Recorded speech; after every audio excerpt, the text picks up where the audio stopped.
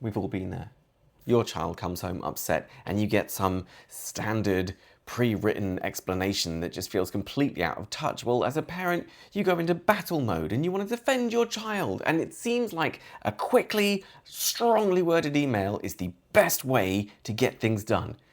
Actually, it's the quickest way to stop the school from listening. Today, I'm going to share with you the SOAR strategy. It's a 4-step process that will guarantee better communication with your school, diffuse potentially explosive situations, and more importantly, get the results you want for your child. Before we get into that, if these sort of practical tips are helpful for you, a like tells me that they're helpful and I'll keep making more of them. A subscribe is even better. Thanks a lot. Let's get on with it. S is for suspending emotions. If your child is struggling, the natural response is to be fiercely protective and a bit angry. But if you send an email from that point of stress, from that place of anger, then you trigger the same reaction in the person opening the email. If you send an email that starts with, "I'm absolutely appalled, how dare you let this happen to my child," then the teacher reading that email is going to stop reading to understand, and instead they're going to be looking for policy reasons to distance themselves from the situation. The problem doesn't get solved as quickly as it could. And now I'll be honest, schools have a habit of contacting home only when something bad has happened. So there is this negative feedback loop associated with school communication. But as parents, we have to break that cycle of negativity. If an incident occurs on a Tuesday afternoon, write that angry email. Vent all of your vitriol into it. Use your strongest verbs and your angriest adjectives. And then delete the to box. Make sure the address isn't even in there and go to bed for 24 hours. Suspending that emotion is the most powerful tool you have to ensure that your issue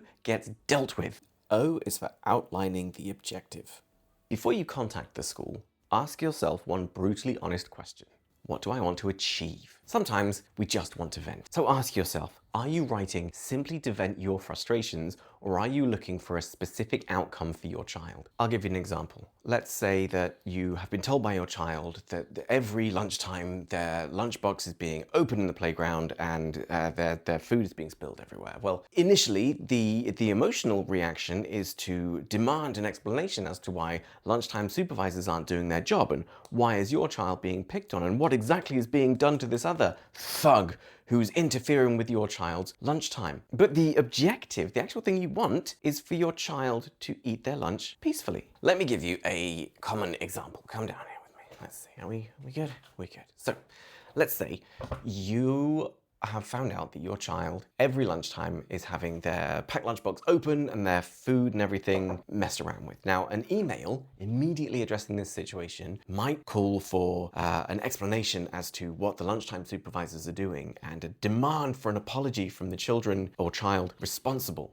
But what actually is the issue we want resolved here? The solution we're looking for is for your child to eat their lunch in peace. When you enter this objective mindset of emailing, your communication style starts to change. Instead of demanding all of these things, you start kind of project managing. You start offering solutions. Instead of, "I demand an apology," you say, "Well, is it possible that my kid sits at a different table to this other kid who's ruining their lunchtime?" Instead of questioning the competence of the staff, which is never going to win you any favors, you say things like, "I'm not sure the lunchtime staff are aware of what's going on, but I'm telling you now so that we can work together to find a successful solution." You stop wasting words on the problem and start to focus entirely on the solution. Right, the third stage.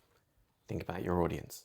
Teachers are under incredible stress. They have 30 different children with 30 different personalities and 30 different sets of books. Primary school teachers have like 90 books to mark every day. Secondary school teachers have 7 different sets of 30 different personalities to mark. Their brains are already really, really full. If you send them a 4-page email that's full of angry words, it's just not going to get read. Beyond the first line, it won't get read. We haven't got the time. Instead, put the most important information in the subject line and be deliberate, specific, and precise. Instead of writing concerns regarding Tommy, no, be specific, be deliberate, be precise. Quick chat about Tommy and lunchtime. Boom, your teacher knows what's going on straight away. Acknowledge their workload in the opening line. "Dear Mr. Mrs. So-and-so, I know you're really busy, so I'll be brief." Goes a long way to establishing that relationship. Remember, breaking down that cycle of negativity, just an acknowledgement is really, really key. It works wonders. It acknowledges how much stress they're under, how much work they have to do, and it shows that you respect their time and you understand understand that they have things to do as well. And when your teacher feels respected, they're far more likely to find the time to help your child. Now, I'm not saying that they wouldn't help your child if you were rude, but you know, a carrot works better than a stick. What can I tell you? Finally, then we move on to R, react. This is where you're going to compose your email, but we're going to compose it calmly using all of our S, O, and A techniques first. Why?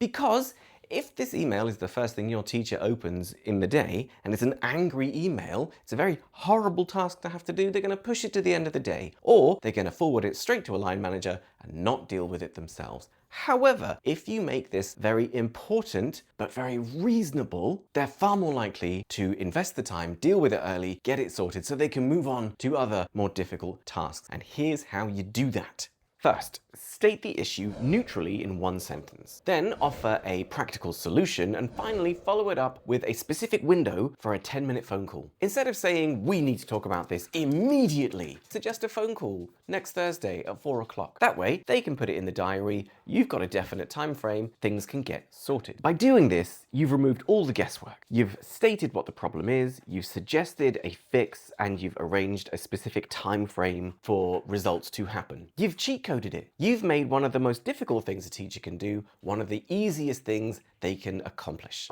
So there we go, the SOAR method. Use this the next time you have to speak to your school, and I guarantee you'll stop being treated as a problem parent and you'll start being treated as a valued partner in your child's education journey. If you've enjoyed this, a like and a subscribe and a share if you think someone might also benefit from it would be lovely. Next week, we are talking about what happens when you have to go further than the class teacher. Sometimes things don't get resolved. What happens then? Stay tuned for next week and I will tell you. Also, I have my reception readiness pack. Some of you are only just starting on this education journey and your child's going to school in September for the first time ever. I have compiled a 10-page reception readiness pack.